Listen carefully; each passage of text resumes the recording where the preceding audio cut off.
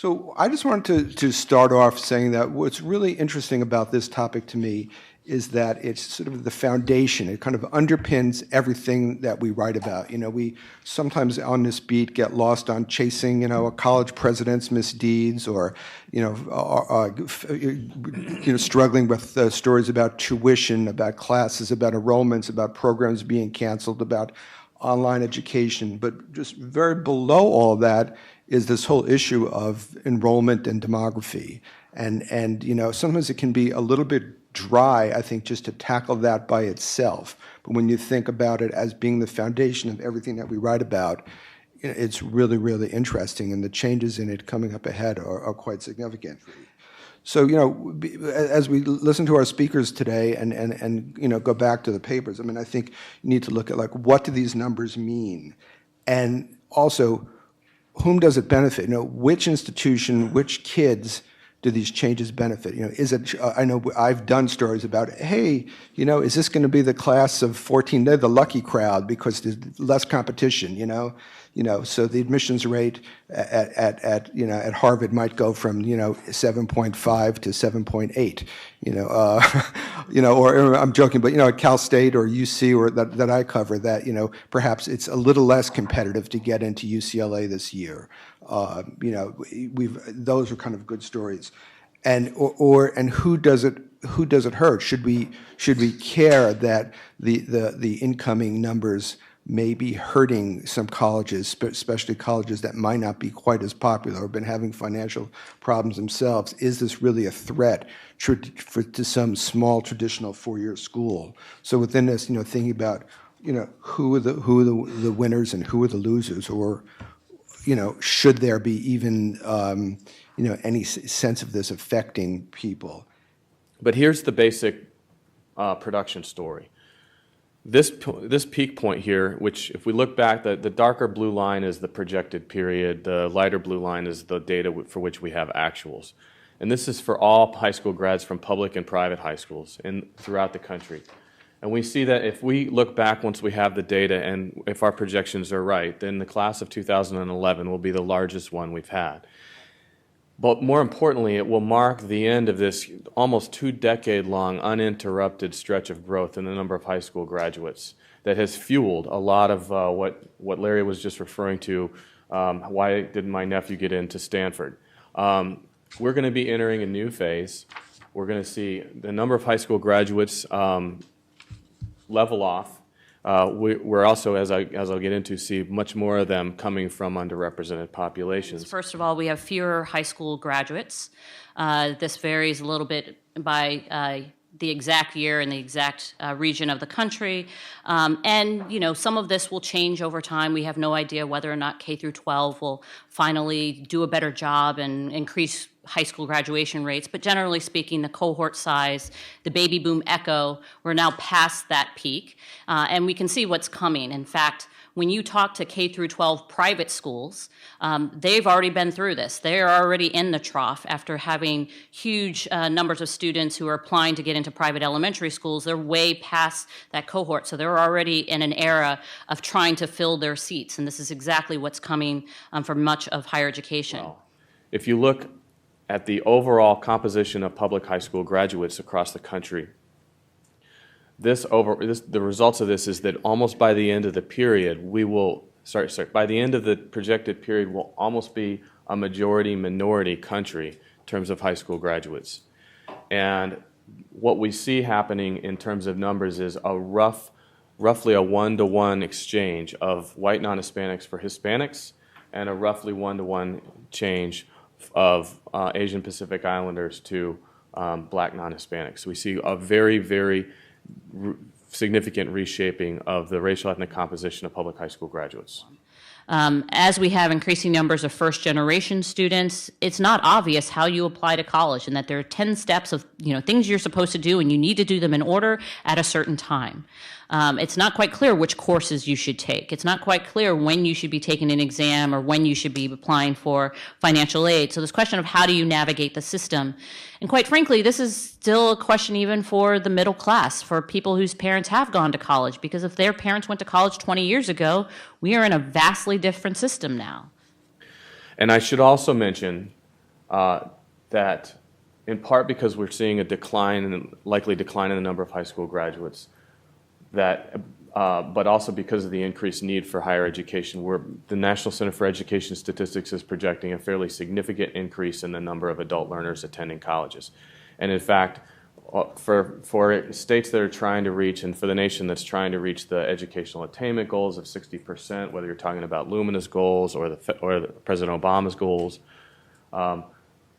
there's almost no way we can get there in any state without talking about getting adult learners. In this projections period, and the focus of where a lot of policy is, doesn't really address their needs particularly well. But we definitely see many more students of color, and we know on average their families don't make as much.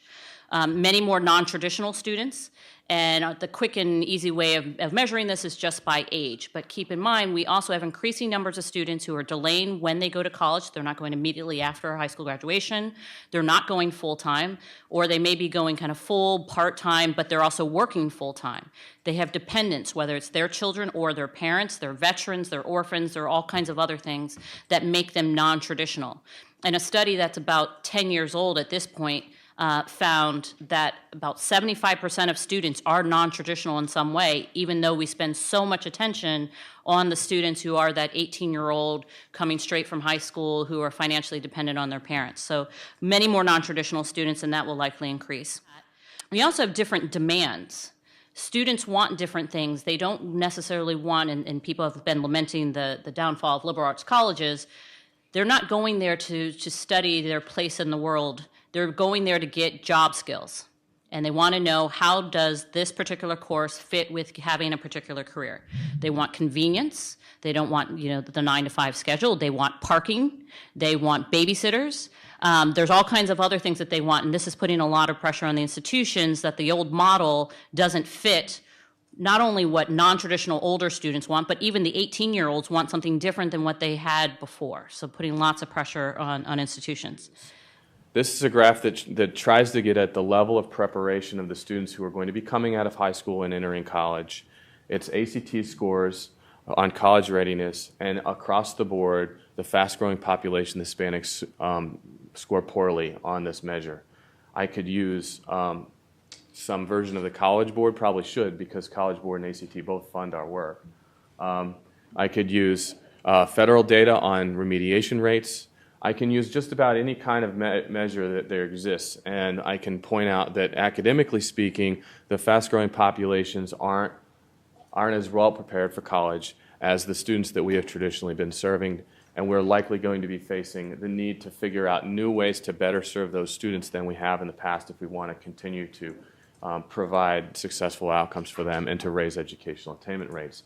And some of that shifting within institutions will be painful and potentially require resources. That a high school degree is not really certification that you have high school level skills, and it's certainly not certification that you're ready to start at a college or university. So how do we think about remedial education or developmental ed? And depending on the state, they tend to label it a little bit differently.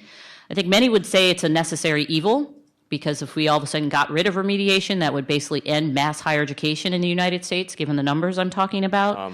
And unless you assume that Hispanics, blacks, and American Indians and Alaskan Natives are likely to spend the 20 years between 25 to 34 and 45 to 54-year-olds going to college and being successful at really high rates, which would be counter to virtually any evidence we have, then we're going to have a larger educational attainment gap in the future than we currently do.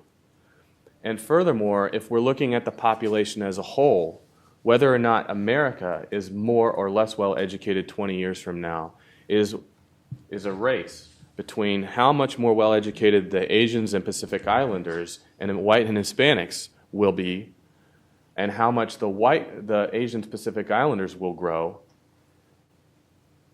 and how much the white non-Hispanic population will decline and the Hispanic population will grow. So in other words, what I'm saying is, it may be that and one of the things that I need to do is to try to model this out, is to have a sense of, are we as a nation going to be less well educated because of the demographic shifts and the fact that the Hispanic population is not showing evidence of growth in the same way that Asians and whites are? We also know financial aid matters. I just recently completed a research study on the Florida Student Access Grant, where giving students an additional $1,000 in grant money on top of their Pell Grant, on top of other things they're getting, increased the likelihood that they got a bachelor's degree by 22%. So $1,000 increasing graduation rates by 22%, not having to do anything else beyond that. So we know financial aid not only matters for whether or not who gets in the door, but it matters who actually gets out at the other end. For institutions who are taking wholeheartedly, very seriously these trends and are realizing that they're going to have to start attracting students beyond just those 18-year-olds, they are starting to do many more things, such as adding parking, childcare. Minnesota years ago had an experiment where you could get an additional Pell Grant to pay for childcare. Convenience being a very big issue. Offices being open for more than just 9 to 5, or using technology and so forth, so that you could interact with your enrollment services or student services office using technology. And there certainly is research to say that institutions that have more in terms of student services are having better outcomes in terms of student persistence and graduation. So there's something to be said there. It's not just what's happening in the classroom, but what's happening all around students. What happens in the future is really going to depend on how nimble institutions are, and even state governments, to try to address the problems of these students. I'd like to be optimistic, and I think with 50 different states, some of them may actually figure it out, and there are some institutions out there that are figuring it out. But it does require for all the players to think differently and not just assume that the patterns we've had in the past and the practices we've had in the past are enough for what we need going in the future.